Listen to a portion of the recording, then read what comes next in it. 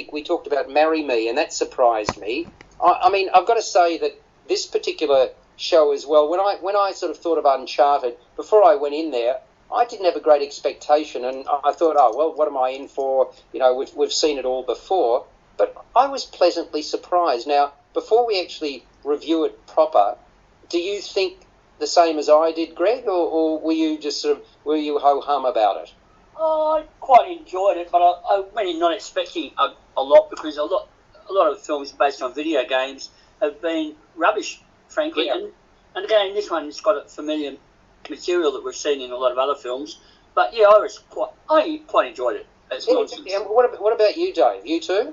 Yeah, I was quite surprised that Hollywood has finally been able to make a movie based on a video game that stayed true to the game and also was entertaining for a film audience. Fantastic. Now, okay, come on, Peter, come on, tell me what you thought. Just a brief little snippet about your reverse psychology on this one.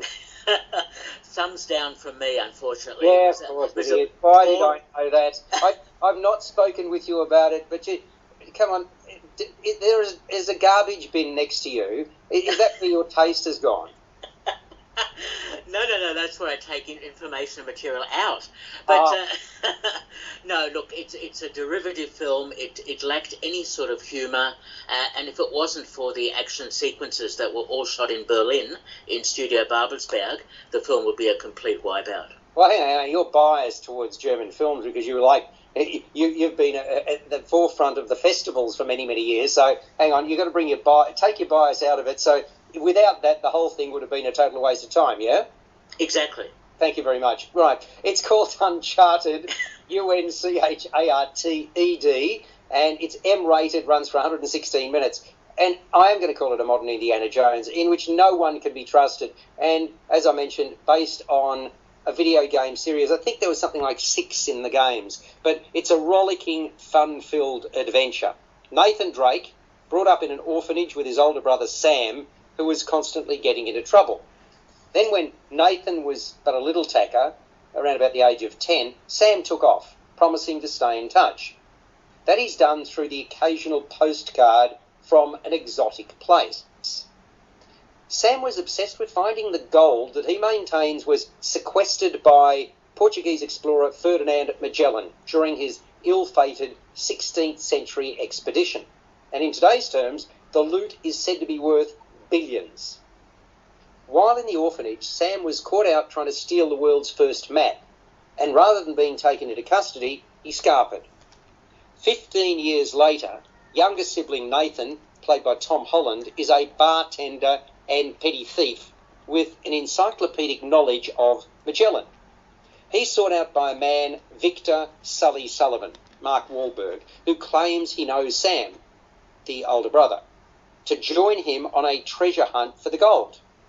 The key is 2 gold and precious stone inlaid altar crucifixes. One's up for auction, and Sully and Nathan plot a way to steal it. But they are not the only ones after the pot of gold at the end of the rainbow. So is the ruthless and wealthy Santiago Moncada, played by Antonio Banderas, who's hired the mercenary Joe, Tutty Gabriel, to do his dirty work. Joe's crossed swords with Sully before. The pair is aware of each other's skill set. They're also deeply suspicious of one another. Holding the second crucifix is another treasure hunter named Chloe, Sophia Ali, who reluctantly partners with Sully and Nathan. High-octane adventure follows, during which hijinks and double crosses abound.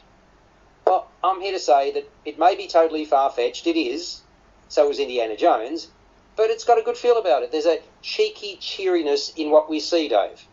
Yeah, I agree. And I played some of the games early on. I'm not very much of a gamer these days, but I did play the early games, and it fits in exactly with the game, with the stories that came through in the game. The other thing that I really, really enjoyed about this film was the fact that they actually got out to locations and shot them in locations during COVID.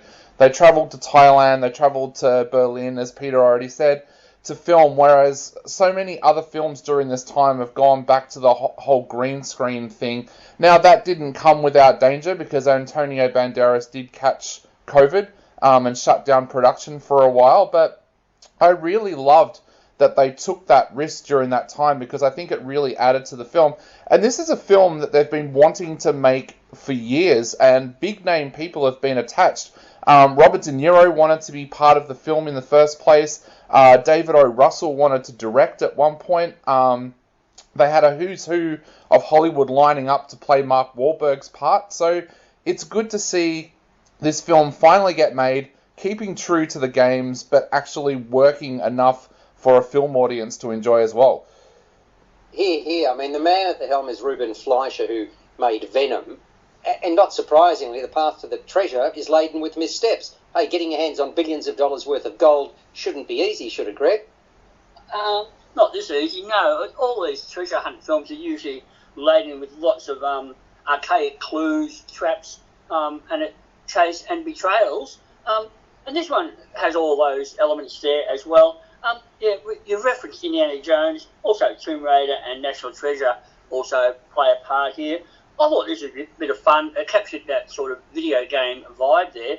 And I actually thought Holland and Wahlberg had a good chemistry there with their byplay there. And apparently Mark Wahlberg early on was supposed to play the role of the Tom Holland role, but the film's taken so long to get off the ground there that now he's playing the sidekick, Sully, there.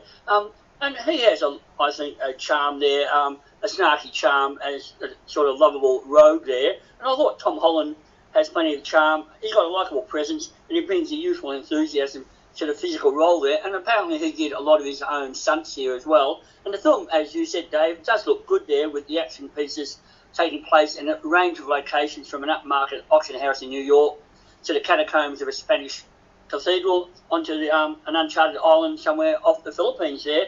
Lots of action, lots of fun. Put your brain in neutral, but go along for the ride, I reckon.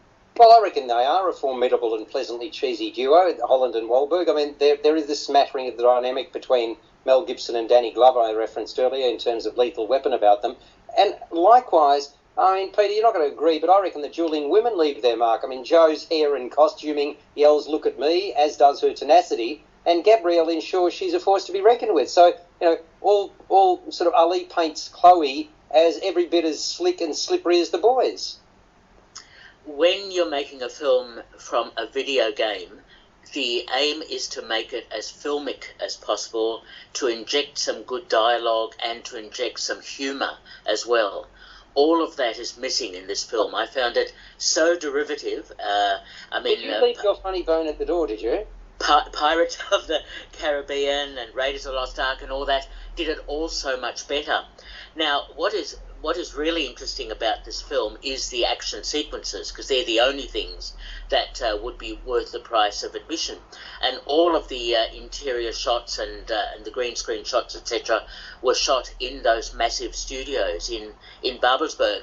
I would recommend that the audience, instead of seeing this film, which is so lackluster and so dull that I was so bored by it, even with the 2 post-credit sequences at the end, I would recommend the audience sees the making of the film, because it's the stunt work and the cleverness of putting the action sequences together that are much, much more interesting than this film. Well, hang on, you can say that about Pirates of the Caribbean and any other movie, but very few people watch the makings of. They go and see the movies, Peter. Well, that's an individual choice, but I'm afraid this one just is a bit of a turkey for me, I'm afraid. Well, Stephen Waddington, make sure he doesn't go unnoticed either, because he's this incomprehensible, or all but incomprehensible Scotsman who enjoys dishing out punishment.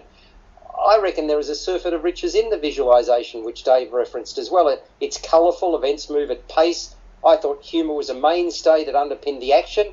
And as mass-market populist entertainment, okay, Uncharted is hardly deep. It was never going to be, but it's more than serviceable. And I'm going to give it a mark out of 10, as are you, Dave. What are you going to give it? Look, I'm going to give it 7 out of 10, and I think also something that's come out of this film now is that Sony are going back to have a look at the possibility of whether they can allow Tom Holland to work on a young James Bond film. So, interesting times ahead.